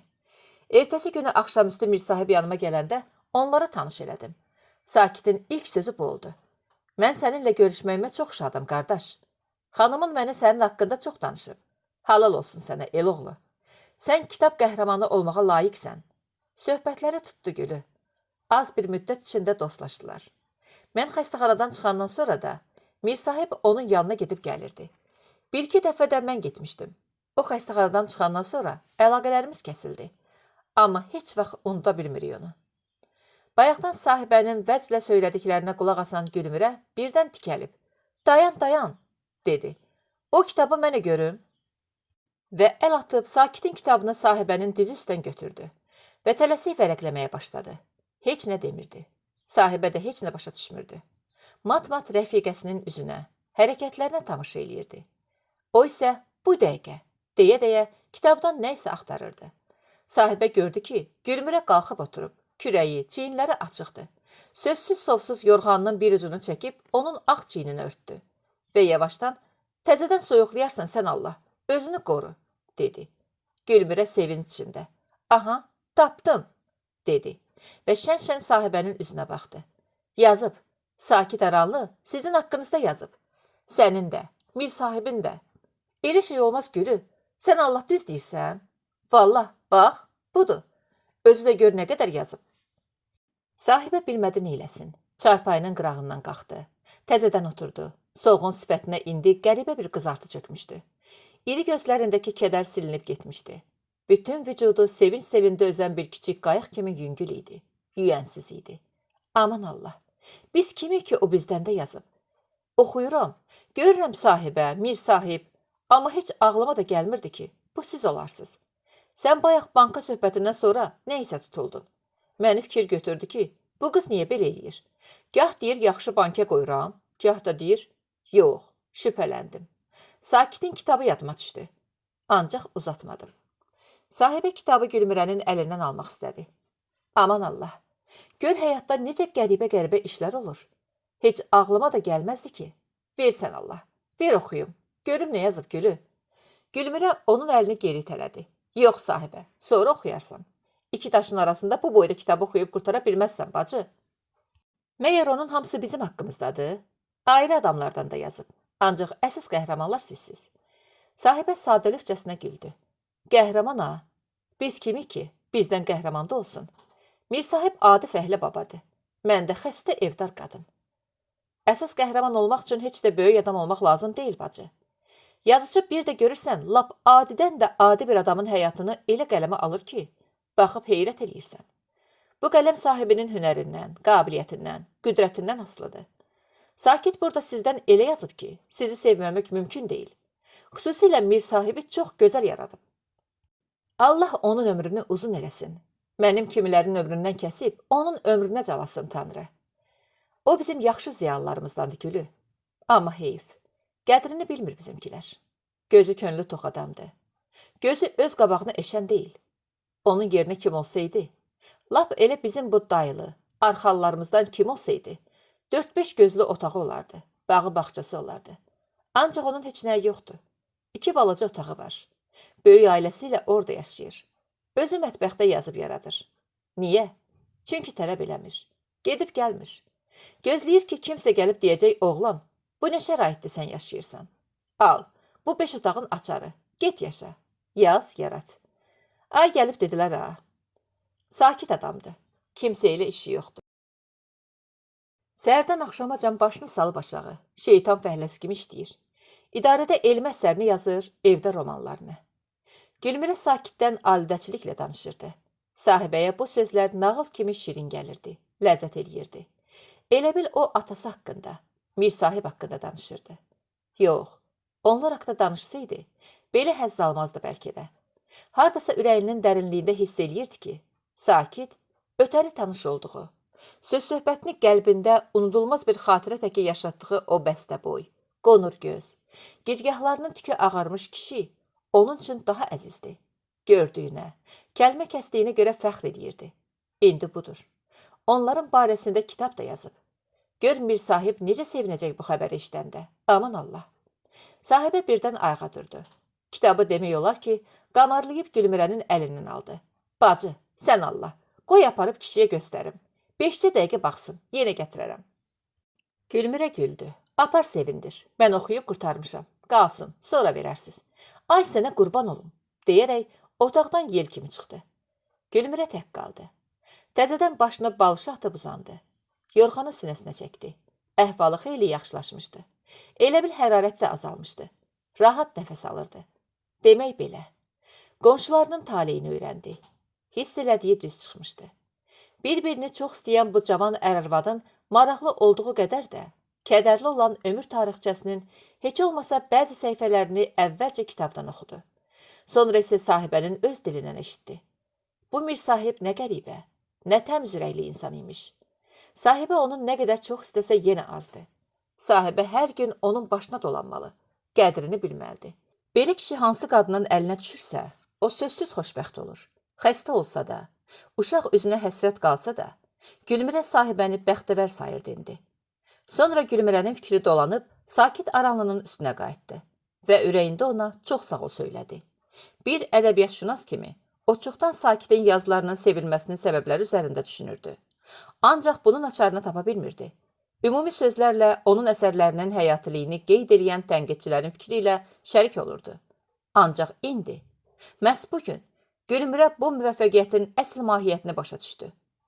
Bu insanların qəlbinə, həyatına nüfuz etmək, onların sevincini, kədərini ağ kağız üzərinə tökmək, yaşatmaq, təzədən onları insanların özünə qaytara bilmək bacarığı imiş sən demə. Yazıcı gərək sözün əsl mənasında filosof olsun, cəmiyyətin nə ilə nəfəs aldığını, İnsanların beynini, ürəyini, düşüncəsini məşğul edən əsas fikirləri, duyğuları dərk və kəşf edə bilsin. Bunları sənətin ecazkar dili ilə bəyan eləməyə qadir olsun. Məhz bu zaman o, yaşamağa qadir olan sənət əsəri yarada bilər. Gülmirə indi, bu sadə evdar qadınla söhbət etdiyi anda, bu böyük həqiqəti tam dərinliyi ilə başa düşdü və hədsiz dərəcədə sevindi. Bir də buna sevindi ki, onun iş yoldaşı, hamının çox sevdiyi Sakit məhz bu yolla gedir. Gülmirə gülümsündü. Sabah ona danışacağım ki, sənin qəhrəmanların mənim qonşularımdır. Deyəcəm ki, sən onlara böyük sevinç bəxş eləmisən, Sakit. Uçmağa qanadları yox idi. Şübhəsiz o da fərəhlənəcək. Sənətkar üçün bundan da böyük xoşbəxtlik ola bilməz məncə. Gülmirə gözlərini yumdu. Yatmaq istəyirdi. Ayıqlıqla yuxunun qaynayıb qarışdığı məqamda üzündə hənirti hiss elədi. Kiminsə isti nəfəsi yanaqlarında, boğazında gəzib dolaşdı. Kipriklərini qaldırmağa çalışdı. Bacara bilmədi. Daha doğrusu ürəyə gəlmədi. Bu nəfəs Orxanın nəfəsinə oxşayırdı. Yalnız o belə gələrdi Gülmirənin yanına. Gözlərini açsaydı, o çıxıb gedəcəkdi. Yox, getməsin, qalsın. Gülmirənin həyatının ağır günlərində Orxanın xoş sözünə, təsəllisinə, təmasına ehtiyacı vardı. Bax budur, o əyildi. Gülmirənin uçuqlayıb çatlamış dodaqlarından öpdü. Soyuq, arıq əlləri ilə saçlarına sığal çəkdi. Gülmirənin bədəni isindi onun nəfəsindən. Sonra o soyunub yorğanın altına girdi. Gülmirə dodaqlarını tərpətmədən, elə ürəyindəcə soruşdu. Qapını bağladın? Hə, yaxşı elədin. Yoxsa indi sahibə gələcəkdi. Sahibə kimdir? Qonşumdur. O dəfə sənə demədim, nə tez yadından çıxdı. Hə, yadıma düşdü. Yaddaşım yaman xarab olub gedib Gülü son vaxtlar. Dünyada hər şey yadımdan çıxıb. Təkcə sən qalıbsan yadımda Gülü. Gülmirə onun sinəsinə sıxdı. Bu sözlərə pıçıldayan dodaqlarından ehmalca öpdü. Bəs neçə vaxtı hardasan? Demirsən yolunu gözləyən var. Yolum tikan idi. Gələ bilmirdim. Üstümə çoxlu gül tökmüşdülər. Onları bir kənara atıb gəldim. Bildim ki, xəstəsən. Ancaq bağışda ki, əliboş gəlmişəm yanına. Pulum yoxdur. Orada ümumiyyətlə pul yoxdur. Bazar da yoxdur. Aldanan da yoxdur. Mənə heç nə lazım deyil Orxan. Sənin quruca gəlişin mənim toy bayramımdır. Bax, gəldin sağaldım. İndi heç yerim ağrımır. O da gəlmişdi yanına. Gülmirə bilirdi ki, Orxan o deyəndə Əqdəmi nəzərdə tutur. Bu hardasa ona ləzzət eləyirdi. Orxan da onu Əqdəmə qısqanırdı deyəsən. Yox Orxan. O gedəndən cəmi bircə dəfə gəlib. Onda da acıqlı idi nə üçünsə. O məni unudub tamam. O məni sevmirmiş. Gülmirə onun burnuna bir çıxma vurub, bic-bic gülümsünərək soruşdu. Bəs nə əcəb o yadından çıxmır Orxan? O yadından çıxıb. Ancaq səni görəndə nəysə istər-istəməz o da yadıma düşür. Sir-sifəti yadımdan çıxıb düzü. İndi görsəm tanımaram da. Ancaq bilirəm ki, sənin həyatında bir o da olub. Sən ondan vəfalıymışsən Orxan. Sən məni ondan çox sevirmişsən Orxan. Onda, o zaman sən onu məndən çox istəyirdin. Onun idin. Mən sənə yad idim, uzaq idim. Əlim çatmırdı sənə. Kim bilir, bəlkə o vaxt sən məni sevsəydin, əzizləsəydin, mən getməzdim, yaşayardım. Gülmirə soyuq bir ah çəkdi. Hə, düz deyirsən Orxan. Sevsəydim, əzizləsəydim, eləyə bilmədim, bacarmadım. Boğdum hisslərimi, canımı dişimə tutdum. Çünki buna mənim mənəvi ixtiyarım yox idi Orxan. Mən rəsmən, qanunən onun idim. Sənin ola bilməzdim. Hə, düz deyirsən Gülü. Orxan sustu. Arıq, soyuq əlini Gülmirənin isti sinəsində gəzdirdi. Gülmirə bihuş oldu.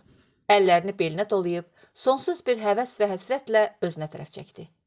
Vücudunda xoş bir ağrı, sonra gözəl bir gizilti duydu. Ah, deyib süstəldi. Qolları Orxanın kürəyindən sürüşüb yanına düşdü. Sən nə gözəlsən Gülüm. Sən nə əvəzsizsən. Nə doyulmazsan Gülüm. Sən heç özün bilmirsən necə şirinsən Orxan. Gülmirənin xoşbəxtlikdən gözləri yaşardı.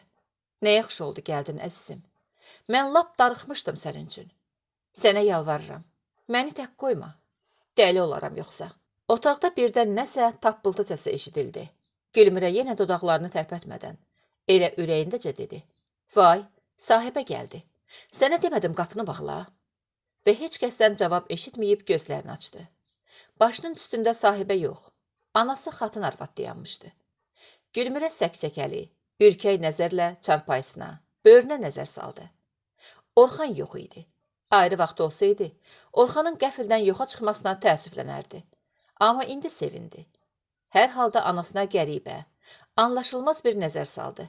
Vaxt tapdın gəlməyə. Ancaq o özünü tez ələ aldı. Şirin-şirin gərnəşdi. Və beynindəki, gözlərinin qabağındakı duman çəkilib gedəndən sonra xatın arvada baxıb mehriban-mehriban gülümsündü. Xatın arvad qızını ərə verəndən sonra yanına az-az gələrdi. Gülmürə isə Əqdəm şəhərdə olanda onunla, olmayanda isə tək. Tez-tez ata evinə baş çəkər, hal-əhval tutardı. Əri və atası öləndən sonra isə xatın arvad bəxti gətirməmiş balasının yalqız qalmasından yana ana təki yaman xiffət edir. Canı saz, əhvalı yaxşı olan zaman özünü Gülmürənin yanına atır, ev işinə kömək edir, biş düşünə baxırdı. Xatın çox demişdi. Köç gəl, atan evində yaşa bala, yerimiz gemboldur. Nə var sığınmısan o qoca arvadın qoltuğuna? Ayda da filan qədər mənzil kirayəsi verirsən. Burada yenə gözüm üstündə, əlim ağzında olar. Həm sən tək darıxmazsan, həm də mən. Gülmürə daş atıb başına tutmuşdu. Yox ana, mən o evə bir də qayıtmayacağam. Qız atası evindən bir kərə çıxar ana. Xalqımızın adəti belə idi. Sən özün də həmişə mənə belə deyibsən. İkincisi, özüm neçə ildir mənzil növbəsinə durmuşam. İdarədə birinciyəm. Bir də gördüm bugün sabah çağırdılar. Dedilər ev veririk. Yox ey Aybala, sən o evdən gedəndən bin bərəkət də. Səliqə Səhman da sənin dalınca uçub getdi elə bil. Ha əlləşdim, çalışdım. Əl-ayağımızı bir yerə yığa bilmədim. Elə bil get-ha-getimiz başladı. Elə demə ana. Bütün bunlar adi həyat qanunudur. Sən belə şeylərə fikir vermə. Məndən də nigaran olma. Uşaq deyiləm ki. Ürəyimlə bacara bilmirəm bala. Demək asandır. Doğrudan da xatın arvad bu qoca vaxtında özünü, həyatını, yaşayışını unudub, Gülmürənin taleyini ürəyinə dərd eləmişdi. Qarabəxt uşağım. Bəxti üzünə gülmədi. Bir üzü qız, bir üzü gəlin qaldı. Bunun axırı nə olacaq ya Rəbbim? Cavan gəlindi. Haçanacan təkdən hay yaşayacaq. Deyə-deyə içərdən şam kimi əriyib öləzmişdi. Vaxtı ilə ayaqlarını torpağa basanda yer titrəyən, ərinin zarafatla yarım dünya adlandırdığı arvadın tanınmalısı qalmamışdı. Onun belə sürətlə arıqlaması, dəyişilməsi Gülmürəni çox düşündürürdü. Bura gələndə daha iş görməyə qoymurdu. Divanın üstündə oturdur, özü ona qulluq eləyirdi. Ana oradan-buradan, keçmiş günlərdən şirin-şirin danışır. Gülmürəni uşaqlıq illərinə qaytarır, sevindirirdi. Bəzənsə kədərli söhbətlər başlanır. Söz elə yerə gəlib çıxırdı ki, ana da, qız da qüssələnirdi. Bu dəfə arvad ürəyi dolu gəlmişdi. Gəlmişdi desin ki, bəsdir daha təkdən ha oturdun. Mənim də ürəyimi üzdün. Səni istəyən, sənin istədiyin bir kişi yoxdurmu bu boyda şəhərdə? Niyə çıxıb birinə ərə getmirsən? Haçanacan oturub dizini, durub özünü görəcəksən. Ancaq Gülmürəni yorğan döşəkdə görəndə, nə üçün gəldiyi yadından çıxdı xatın arvadın. İrəli gəlib qızının üzündən öpdü. Gəlmisən ana? Hə qurbanın olum, gəlmişəm. Sənə nə olub? Heç nə ay ana, dincəlirəm. Xəstələndiyini gizlədi Gülmürə. Arvadın onsuz da dərdi az deyildi. Yuxumu qarışdırmışdım bu gecə. Nəysə gözümə bir kef dəydin yuxuda. Dedim İraq candan, bəlkə xəstələnib eləyibsən. Elə səhərdən deyirəm, durum gedim uşağa bir baş çəkim. İş güc əlindən tərpənmək olur ki, indicə güclə çıxa bilmişəm. Yaxşı elədin gəldin ana, mən də darıxmışdım. O qalxıb geyindi, çiyninə jaket saldı. Xatın arvadın qolundan tutub divana sarı çəkdi, oturtdu. Özü mətbəxə keçdi. Qazı yandırıb çaydana su ilə doldurdu. Üz-gözünə su vurdu. Xatın arvad otağa göz gəzdirdi. Otaq həmişəki Səliqə Səhmanda idi. Yeni heç nə yox idi. Birdən trümonun qabağında qoyulmuş şəklə arvadın nəzəri sataşdı. Kiprikləri tökülüb seyrəlmiş gözlərini qıyıb şəklə diqqətlə baxdı. Tanış deyildi. Heç özü də bilmədi bu nə sevinci idi axdı doldu ürəyinə. Elə bil baxışlarına nur gəldi. Şəkildən ona baxan yaraşıqlı, çatma qaşlı, gülümsər sifətli oğlan sehirli bir duyğu ilə ona doğma göründü. Əzizləşdi. Hə, Xatın arvadın istəyi yerinə yetir deyəsən. Gülmürə elə belə, münasibətsiz filansız heç kəsin şəklini gətirib gözünün qabağına qoymaz. Demək burada nə isə mühüm, sevinç dolu bir məsələ var, deyə xatın arvad ürəyindən keçirtdi. Yorğunluğu, əzginliyi o dəqiqə canından çıxdı. Arvad quş kimi ayağa qalxıb Türmonun qənşərini adladı və şəklə lap yaxından tamaşa elədi.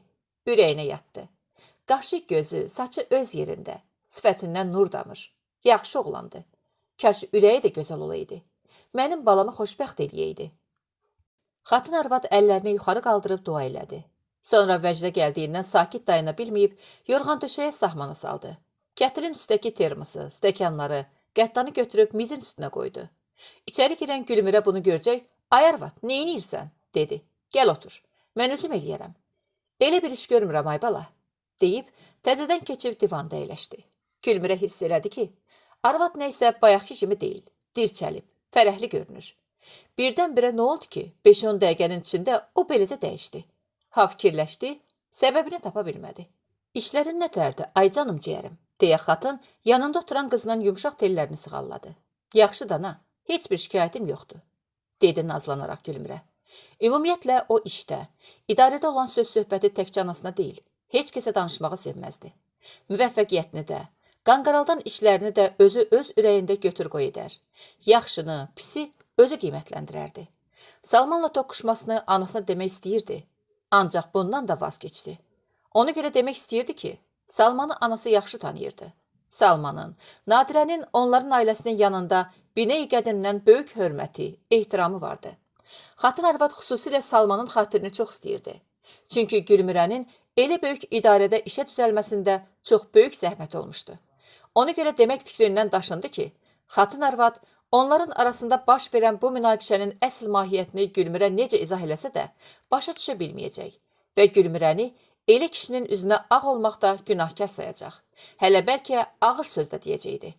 Arvadın indi keyfi kök idi və Gülmürə əsla istəmirdi ki, ona qətiyyən dəxli olmayan bir məsələdən söhbət açsın və qan qaralığına səbəb olsun. Tək olsun qızım.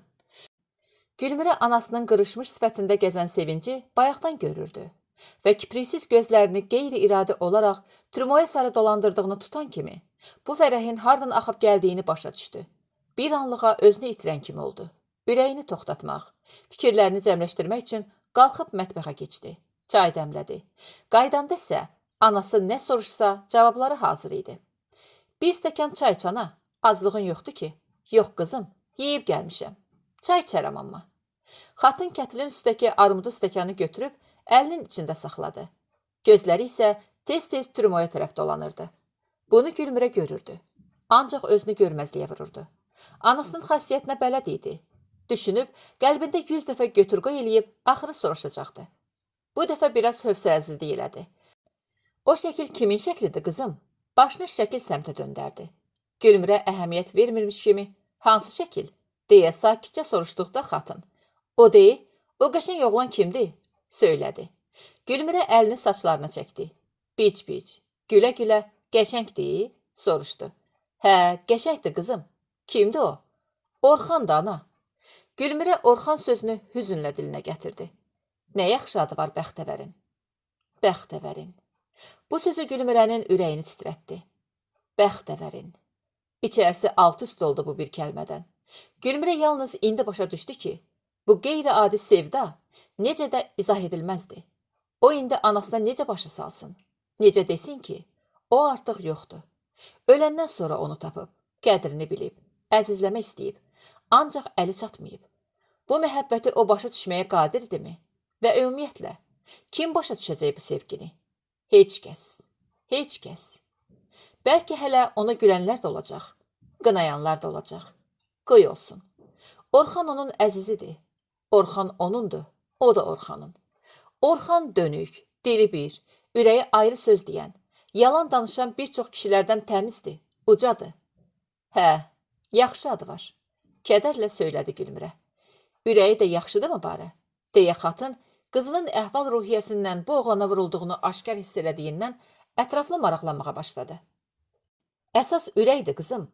Hə, əsas ürəkdir. Fikri Orxanın xatirələrinə bələnən, Bədəni biraz əvvəl Orxanın vücudundan od tutub yanan Gülmürə fərqinə varmadan anasının sözlərini təkrarladı. Səninlə işləyir? Hə. Alimdir o da? Hə. Harda yaşayır qızım? Nə dedin? Deyirəm harda yaşayır.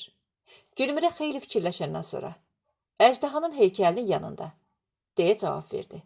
Səni çox istəyir? Gülmürə başının hərəkəti ilə hə deyə cavab verdi. Sən də onu istəyirsənmi qızım? Gülmürənin başı yenə tərpəndi. Xatın arvad əyilib qızının başını qucaqladı. Üzündən öpdü. Hədsiz sevinç içində. Elə bil ona xeyir dua verirdi. Söylədi. Xoşbəxt olun qızım. O əlini Gülmürənin çiyinlərində gəzdirdi. Daha çıxart əynindən bu qara paltarı qızım. Bilirsən ki, mən səni çox istəyirəm bala. Səni xoşbəxt görməmiş ölmək istəmirəm. Sənin uşaqlarını qucağımda oynatmaq, atıb tutmaq mənim ən böyük arzumdur can bala. Bıy, sənin oldu qızım. Niyə ağlayırsan? Hə, de görüm niyə ağlayırsan? Gülmürə heç nə deyə bilmirdi. Gözlərindən yanaqları aşağı yaş axırdı. Xatın çaşıb qalmışdı. Yəqin sevindiyindəndir.